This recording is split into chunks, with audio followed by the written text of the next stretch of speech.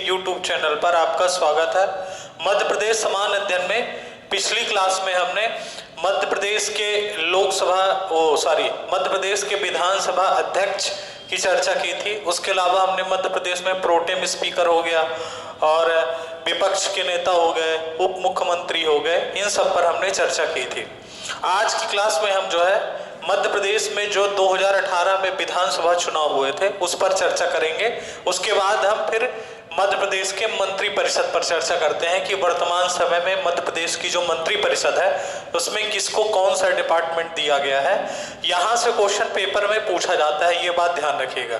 व्यापम की छोटी से छोटी कोई भी आप परीक्षा ले लीजिए, उसमें मध्य प्रदेश का जो मंत्री परिषद होती है उससे क्वेश्चन जरूर पूछा जाता है कि निम्नलिखित में से ये कौन मंत्री है, ये कौन मंत्री है, समझ रहे हैं? तो उस पर आपको ध्यान देना है। अभी हम पहले चुनाव पर चर्चा कर लें कि 2018 में जो चुनाव हुआ उस समय परिस्थिति क्या थी, फिर कांग्रेस की सरकार बनी, फिर सरकार चेंज हुई, भारतीय जनता पार्टी की सरकार बनी, क्या कारण थे, क्या बदलाव हुए हैं, उन सब पर चर्चा विस्तृत करेंगे यहाँ पर। ठीक है, देखिए सबसे पहली चीज, मध्य प्रदेश में मैंने आपको बताया था कि 1956 में जो विधानसभा गठित थी, प्रथम विधानसभा, उस पर कोई आम चुनाव नहीं हुआ था, उस पर कोई चुनाव नहीं हुआ था। चारों जो क्षेत्र थे अपने मध्य प्रांत, मध्य भारत, विंध्य प्रांत और भोपाल, चारों की विधानसभा को गठित करके एक विधानसभा बना दी गई थी। चारों विधानसभा के जो सदस्य थे वो सभी मध्य प्रदेश की विधानसभा के सदस्य बन जाते हैं। पहली बार चुनाव 1957 में हुआ। तो वर्तमान समय में जो हमारी विधानसभा चल रही है 15वीं विधानसभा है, लेकिन चुनाव अभी तक 14 विधानसभा के चुनाव हुए हैं, पहली विधानसभा का चुनाव नहीं हुआ था। ठीक है ना? तो ये भी आपको ध्यान रखना है। वर्तमान समय में जो विधानसभा चल रही है वो 15वीं विधानसभा है। अगर विधानसभा चलती है पूरा 5 साल तो इसका कार्यकाल 2018 से लेकर 2023 तक इसका कार्यकाल होगा। जो विधानसभा सीट थी 2018 के चुनाव में वो आपकी 230 विधानसभा सीट है। इस पर हम आपको बता भी चुके हैं कि 2026 तक इन सीटों को यथावत रखा जाएगा। 2026 में इसमें जो भी बदलाव होंगे वो 2026 में बदलाव किए जाएंगे। इन 230 सीटों में 35 सीट शेड्यूल कास्ट अनुसूचित जाति के लिए आरक्षित थी और 47 सीट जो है शेड्यूल ट्राइब्स जो है अनुसूचित जनजाति के लिए आरक्षित थी। ठीक है, देखिए मध्य प्रदेश की विधानसभा में टोटल 231 सीट है। 230 सीट पर तो चुनाव होता है, एक सीट जो होती है आंग्ल भारतीय समुदाय के लिए रखी जाती है। ठीक है, अगर मान लीजिए आंग्ल भारतीय समुदाय को पर्याप्त प्रतिनिधित्व नहीं मिला, उस कंडीशन पर राज्यपाल को एक सीट मनोनीत करने का अधिकार होता है। देखिए वर्तमान समय में वर्तमान समय अगर बात की जाए कि जो आंग्ल भारतीय है वो कौन है, तो श्रीमती लोरेन बी लोबो। ये 2003 से लगातार आप ध्यान रखिएगा, 2003 से लगातार ये जो आंग्ल भारतीय समुदाय के लिए एक सीट रिजर्व की गई है, 2003 से लगातार इनकी नियुक्ति होती रही है। राज्यपाल हमेशा हर बार इन्हीं को मनोनीत करते हैं। तो 2003 से अभी तक ये जो है आंग्ल भारतीय समुदाय का प्रतिनिधित्व करते हैं मध्य प्रदेश की विधानसभा में। देखिए सरकार बनाने के लिए वर्तमान समय में कितनी सीट चाहिए? 230 का 50% कितना होगा इसका? 115 सीट प्लस एक सीट और, टोटल कितनी सीट चाहिए? 116 सीट चाहिए वर्तमान समय में मध्य प्रदेश में सरकार बनाने के लिए। जिस प्रकार सीटें हैं, 2018 में जो चुनाव हुआ, ये चुनाव हुआ आप ध्यान रखिएगा 28 नवंबर 2018 को चुनाव संपन्न हुए। इसका रिजल्ट आता है 11 नवंबर 2018 को इस विधानसभा के चुनाव का रिजल्ट आता है। जो वोटिंग परसेंटेज था मध्य प्रदेश में इस बार वो 75.05% था, 75.05%, जो पिछली बार की तुलना में 3.92% ज्यादा है। समझ रहे हैं? जो पिछली बार की तुलना में 3.92% क्या है? ज्यादा है। इस बार के चुनाव में जो कुल उम्मीदवार थे वो 8899 थे, मतलब 2899, जिसमें पुरुष उम्मीदवार कितने थे? 2644, महिला उम्मीदवार कितनी थी? 250, और ट्रांसजेंडर कितने थे? आपके 5। ये 3 चीजें आपको ध्यान रखनी है। अब 2644 पुरुषों में से 209 पुरुषों ने चुनाव जीता और 250 महिलाओं में 21 महिलाओं ने चुनाव जीता। मतलब ये आपको ध्यान रखना है कि 2018 के विधानसभा चुनाव में 21 महिलाएं जो है विधायक बनी हैं या विधानसभा का सदस्य बनी हैं, जबकि तब 2013 में चुनाव हुआ था तो 2013 के चुनाव में 30 महिलाएं विधायक बनी हुई थी। समझ रहे हैं, 30 महिलाएं जो है विधानसभा का सदस्य बनी थी या विधायक बनी थी। इस बार क्या है 21 महिलाएं बनी है, ये बात ध्यान रखना। इस 21 महिलाओं में से 11 महिलाएं भारतीय जनता पार्टी से हैं, 9 महिलाएं कांग्रेस से हैं और 1 महिलाएं बीएसपी या बहुजन समाज पार्टी से है। तो टोटल 21 महिलाएं आपकी विधानसभा के सदस्य निर्वाचित हुई थी। ये एक इंपॉर्टेंट क्वेश्चन बनता है पेपर के लिए, ठीक है। वोटिंग परसेंटेज आपको ध्यान रखना है कितना था, 75.05% था, जो पिछली बार की तुलना में 3.92% ज्यादा था, ठीक है। अब देखिए जो स्थिति, जब चुनाव का रिजल्ट आया, रिजल्ट कब आया आपका, रिजल्ट 11 नवंबर को आया। 11 नवंबर को जब रिजल्ट आया तो आप ध्यान दीजिए क्या स्थिति बनी। कांग्रेस पार्टी को 114 सीट मिली, ठीक है ना, बीजेपी को 109 सीट मिली, बीएसपी को 200 सीट मिली, एसपी को 1 सीट मिली और निर्दलीय को 4 सीट मिली, ठीक है। अब हमने आपको यह बताया था कि देखिए जब मध्य प्रदेश में स्पष्ट सरकार बनाने के लिए आपको कितनी सीट चाहिए, 116 सीट चाहिए, ठीक है। ये 114 सीट कांग्रेस पार्टी को मिली, तो कांग्रेस पार्टी ने क्या किया कि बीएसपी, एसपी और निर्दलीय विधायकों के समर्थन से उन्होंने सरकार बना ली, ठीक है। तो 2018 में जब चुनाव हुआ तो पहले किसने सरकार बनाई, कांग्रेस ने सरकार बनाई। ये स्थिति चुनाव के रिजल्ट की थी। अब देखिए वोटिंग परसेंटेज की अगर बात की जाए तो यहां पर अगर आप देखिए सीट में बीजेपी और कांग्रेस की सीट में अंतर ज्यादा नहीं है, केवल 5 सीट का अंतर है। और ये जो 5 सीट का अंतर पैदा किया गया है ये केवल और केवल नोटा ने पैदा किया है, क्योंकि आप देखिए जो वोटिंग परसेंटेज है भारतीय जनता पार्टी को 41% वोट मिले हैं, जबकि कांग्रेस को 40.9 मतलब भारतीय जनता पार्टी से कम वोट मिला हुआ है वोट परसेंटेज में। बीएसपी को 5% मिला, एसपी को 3.1% मिला और नोटा को 1.5% मिला। तो ये जो नोटा है इसी के कारण भारतीय जनता पार्टी की जो सीटें हैं वो आपकी क्या हो गई, कम हो गई। जबकि 2013 के विधानसभा चुनाव में 165 सीटें थी भारतीय जनता पार्टी की, ठीक है ना। तो सीटों में काफी गिरावट हुई इनमें भारतीय जनता पार्टी की सीटों में, और बहुत सारी ऐसी सीटें थी जो बहुत कम मार्जिन से भारतीय जनता पार्टी जो है चुनाव हार गई, ठीक है। ये स्थिति थी। अब देखिए 2020 में स्थिति क्या है, 2020 में स्थिति यह है कि क्या हुआ कि भारतीय जनता पार्टी के 2 सदस्य जो है, 2 सदस्य, एक सदस्य की मृत्यु हो जाती है और एक सदस्य लोकसभा में निर्वाचित हो जाते हैं, तो इनकी 2 सीटें जो हो गई आपकी कम हो गई। दूसरी चीज क्या है कि कांग्रेस के 114 विधायकों में से 25 विधायक ऐसे हैं जो कांग्रेस पार्टी छोड़कर भारतीय जनता पार्टी से ज्वाइन कर लेते हैं। अब देखिए अगर कोई भी सदस्य अगर किसी भी पार्टी से निर्वाचित हुआ है और अगर वो दूसरी पार्टी की सदस्यता ले लेता है तो उसके विधानसभा की सदस्यता समाप्त हो जाती है, उसको अयोग्य घोषित कर दिया जाता है। फिर उस सीट पर क्या होता है, उस सीट पर फिर उपचुनाव होते हैं, ठीक है। तो 25 विधायक, क्योंकि देखिए आप 89 और 114 इसमें डिफरेंस कितने का है, 25 का है। तो ये 25 जो विधायक हैं ये क्या था कि कांग्रेस पार्टी की जो सरकार बनी तो कांग्रेस से नाराज चल रहे थे, और खासकर सिंधिया जी के कारण ये क्या हुआ कि विधायक जो है कांग्रेस पार्टी छोड़कर भारतीय जनता पार्टी ज्वाइन कर लेते हैं, ठीक है। क्योंकि इन दोनों का विवाद चल रहा था, कमलनाथ जो मध्य प्रदेश के मुख्यमंत्री थे और ज्योतिरादित्य सिंधिया थी, इन दोनों के विवाद के कारण विवाद इतना बढ़ गया कि उन्होंने अपने समर्थक विधायकों को लेकर पार्टी छोड़ दी, जिससे कांग्रेस की सरकार गिर गई। अब इन देखिए 2 सीट ये और 25 सीट ये, 27 सीटें वर्तमान समय मध्य प्रदेश की विधानसभा में खाली हैं। अगर आप बात करेंगे यहाँ पे कि कितनी सीटें खाली हैं, तो अगर खाली सीट की बात करेंगे तो 27 सीटें खाली हैं और 27 सीटों पर क्या है, चुनाव होना बाकी है। देखिए ये जो 25 सीटें जो है कांग्रेस की, 25 जो विधायक हैं वो जाकर बीजेपी ज्वाइन कर लिए हैं। इन 25 लोगों में से 14 लोगों को वर्तमान समय में मध्य प्रदेश के मंत्री परिषद है वर्तमान समय मध्य प्रदेश की, उसमें उनको शामिल किया गया है। 14 लोगों को उस मंत्री परिषद में जगह दी गई है, ठीक है।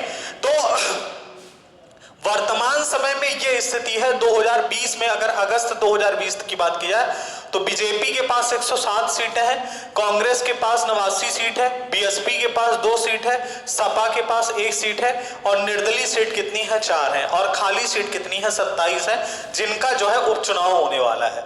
ठीक है, अब ये स्थिति हमें पता होनी चाहिए और ये स्थिति भी पता होनी चाहिए। जब कांग्रेस की सरकार बनी 2018 में चुनाव के बाद, तो जो सर्वाधिक मतदान हुआ था वो छिंदवाड़ा क्षेत्र में और मालवा क्षेत्र में हुआ था और न्यूनतम मतदान जो हुआ था वो अलीराजपुर और भिंड में हुआ था।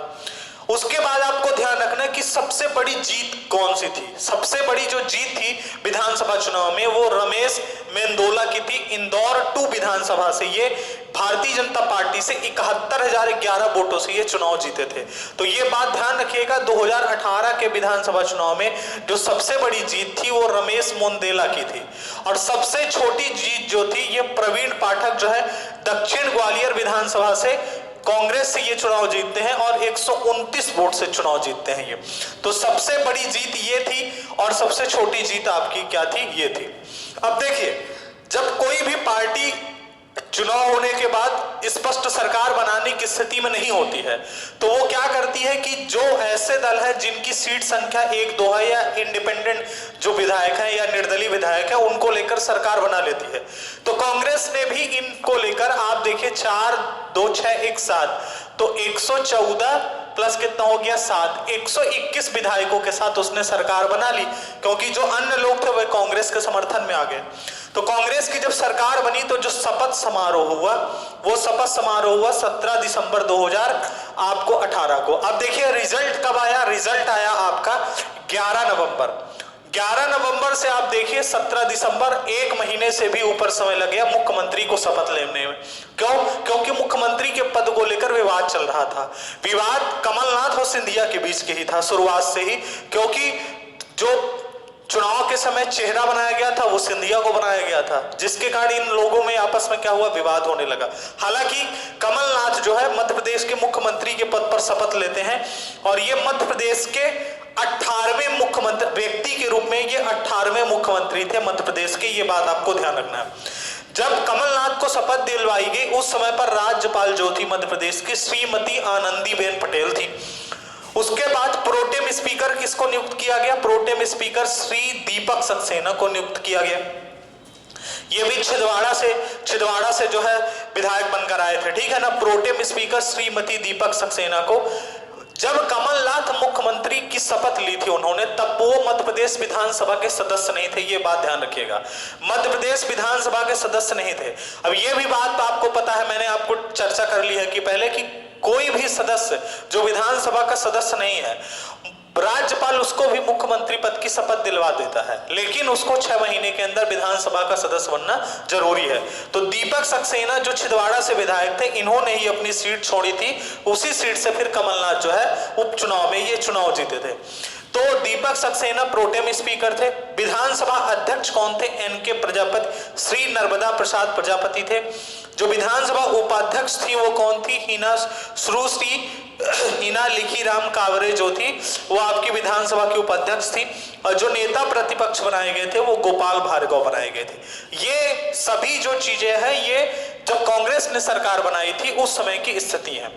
अब देखिए क्या हुआ जब कांग्रेस के विधायक 25 विधायक वर्तमान समय में कांग्रेस पार्टी छोड़कर भारतीय जनता पार्टी का हाथ पकड़ लिया है। तो कांग्रेस की सरकार अल्पमत में आने के कारण सरकार गिर गई और सरकार गिर जाने के कारण नई सरकार आ गई। वर्तमान समय में बीजेपी ने अपनी सरकार बना ली।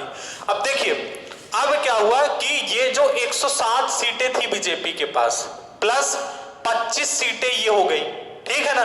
तो टोटल कितनी हो गई आपकी? आप बताएंगे। टोटल हो गई 132 सीट।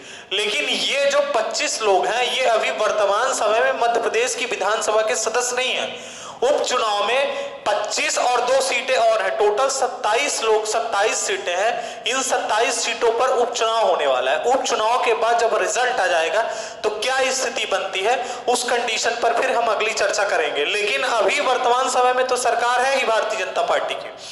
तो वर्तमान समय में जो मुख्यमंत्री है मध्य प्रदेश के वो शिवराज सिंह चौहान है और शिवराज सिंह चौहान 17वें व्यक्ति के रूप में मुख्यमंत्री थे, क्योंकि ये 2005 से लगातार 2018 तक मध्य प्रदेश के मुख्यमंत्री थे। इनको जो शपथ दिलवाई गई थी ये लालजी टंडन ने दिलवाई थी। लालजी टंडन उस समय मध्य प्रदेश के राज्यपाल थे। हालांकि अभी इनकी मृत्यु हो गई है, इसलिए आनंदीबेन पटेल को फिर से अतिरिक्त प्रभार दे दिया गया। प्रोटेम स्पीकर वर्तमान समय में कौन है? रामेश्वर शर्मा है। विधानसभा अध्यक्ष और उपाध्यक्ष का पद दोनों अभी खाली है। विधानसभा अध्यक्ष और उपाध्यक्ष जो है विधानसभा के जो ये दो अधिकारी हैं, इनका पद अभी खाली है। नेता प्रतिपक्ष वर्तमान समय में जब भारतीय जनता पार्टी की सरकार है तो कमलनाथ वर्तमान समय में नेता प्रतिपक्ष है। अब देखिए यहां पर एक सरकार थी, एक सरकार का अपना मंत्री परिषद थी। तो कांग्रेस की सरकार में जो मंत्री परिषद था वो तो भंग हो चुका है क्योंकि सरकार गिर गई है। अब भारतीय जनता पार्टी की सरकार है, इसलिए उसने अपना अलग मंत्री परिषद बनाया हुआ है। तो हम जो मंत्री परिषद की चर्चा करेंगे, हम कांग्रेस के मंत्री परिषद की चर्चा नहीं करेंगे। अब हम जो मंत्री परिषद की चर्चा करेंगे वो आपका बीजेपी ने जो अपना मंत्री परिषद बनाया हुआ है उस पर हम चर्चा करेंगे, ठीक है। तो मध्य प्रदेश का मंत्री परिषद चर्चा करने के पहले थोड़ा सा एक चीज चर्चा कर लें जो पेपर में क्या है आ जाती है, कभी कभी इंपॉर्टेंट है, ठीक है। देखिए 2018 के विधानसभा चुनाव में 5 ट्रांसजेंडर को टिकट दिया गया था चुनाव लड़ने के लिए, लेकिन कोई भी ट्रांसजेंडर जो है चुनाव नहीं जीत पाया है। ऐसा मध्य प्रदेश में हो चुका है पहले कि ट्रांसजेंडर चुनाव जीत चुके हैं। सबसे पहली बार क्या हुआ था, आपने एक नाम सुना होगा, यहां पर आप नाम सुने होंगे, शबनम मौसी। शबनम मौसी, ठीक है, लगभग सभी लोग इनका नाम सुने होंगे। इनके पर एक मूवी भी बनी थी 2005-06 के आसपास जो है। शबनम मौसी जो है, इन पर आप बताएंगे कि ये देश की पहली ट्रांसजेंडर विधायक है। देश की पहली ट्रांसजेंडर विधायक है ये शबनम मौसी। ये जो है 2000 में एक उपचुनाव हुआ था जो आप सुने होंगे, सोहागपुर विधानसभा क्षेत्र है शहडोल में। 2000 में सोहागपुर शहडोल में सोहागपुर से विधायक निर्वाचित हुई थी, ठीक है, निर्वाचित हुई थी, ठीक है। तो अगर क्वेश्चन ये पूछा जाए, ये क्वेश्चन पूछा जा चुका है मध्य प्रदेश के एग्जाम में, बहुत सारे एग्जाम में, कि देश की पहली ट्रांसजेंडर विधायक कौन है, तो उसका आंसर क्या है? शबनम मौसी है। और इंपॉर्टेंट इसलिए है क्योंकि ये मध्य प्रदेश से चुनाव जीती थी। 2000 में जब कांग्रेस की सरकार थी, दिग्विजय सिंह मुख्यमंत्री थे, 2000 में सोहागपुर शहडोल विधानसभा क्षेत्र से ये विधायक निर्वाचित हुई थी। लेकिन कुछ दिन बाद क्या हुआ कि 2003 में इनको क्या किया गया, चुनौती दे दी गई हाई कोर्ट में, जो इनके विपक्ष में चुनाव लड़े थे, कि ये जो सीट थी उस समय पर, ये मतलब सोहागपुर शहडोल वाली सीट जो थी, ये सीट जो थी ये महिला आरक्षित सीट थी। तो ये क्या है कि अब ये ना तो पुरुष है ना तो महिला है, इसलिए फिर क्या हुआ कि कोर्ट में मामला चला गया और कोर्ट ने क्या किया, फिर इनकी विधायक सदस्यता समाप्त कर देता है। 2006 में उसका फैसला आता है। इसी प्रकार एक बार और ऐसा हुआ, आपने सुना होगा कमला जान, ये जो है देश की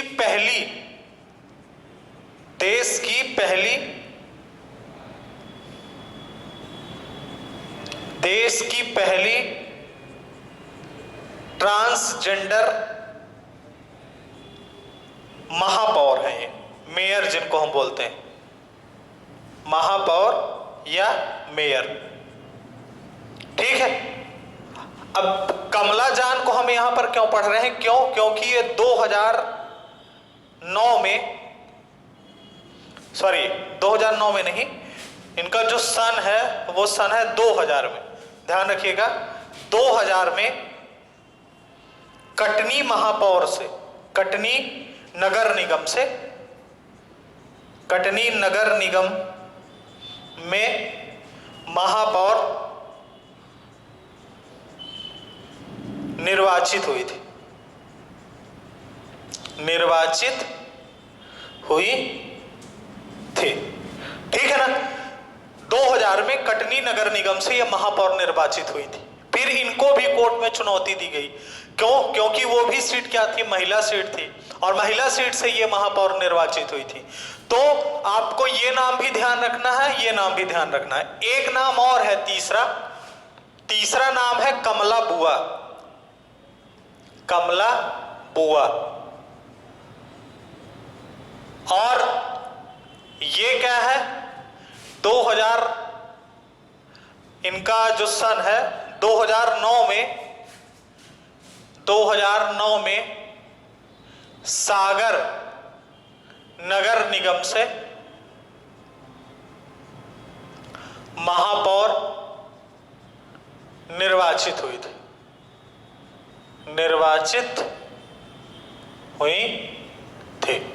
ठीक है ना। तो ये 3 लोगों का नाम आपको ध्यान रखना है। सबसे पहले शबनम मौसी, ये देश की पहली ट्रांसजेंडर विधायक है और मध्य प्रदेश की भी पहली ट्रांसजेंडर विधायक है। 2000 में शहडोल के सुहागपुर विधानसभा क्षेत्र से ये विधायक निर्वाचित हुई थी, जबकि दूसरी बार 2003 के चुनाव में भी इनको टिकट दिया गया था, लेकिन उस बार वो केवल मतलब बहुत कम वोट पाई थी वो उस बार, उसके पहले जबकि उसी सीट से विधायक थी। दूसरी चीज कमला जान जो है देश की पहली ट्रांसजेंडर महापौर है, जिनको हम मेयर कहते हैं। 2000 में कटनी नगर निगम से ये महापौर निर्वाचित हुई थी। और तीसरी जो है कमला बुआ जो है 2009 में सागर नगर निगम से जो है आपकी निर्वाचित हुई थी। तो ये 3 लोग ऐसे हैं मध्य प्रदेश में जो ट्रांसजेंडर है, विधायक के और महापौर के पद पर निर्वाचित हुए हैं। पेपर के लिए ये क्या है? इंपॉर्टेंट है, इसलिए इसको हम जो है यहाँ पर पढ़ लिए। अब मध्य प्रदेश के मंत्री परिषद के बारे में हम नेक्स्ट क्लास पर चर्चा करेंगे। नेक्स्ट क्लास पर चर्चा इसलिए करेंगे क्योंकि मंत्री परिषद को पढ़ने में थोड़ा सा समय लगेगा, इसलिए हम उसकी चर्चा जो है नेक्स्ट क्लास पर करेंगे। धन्यवाद।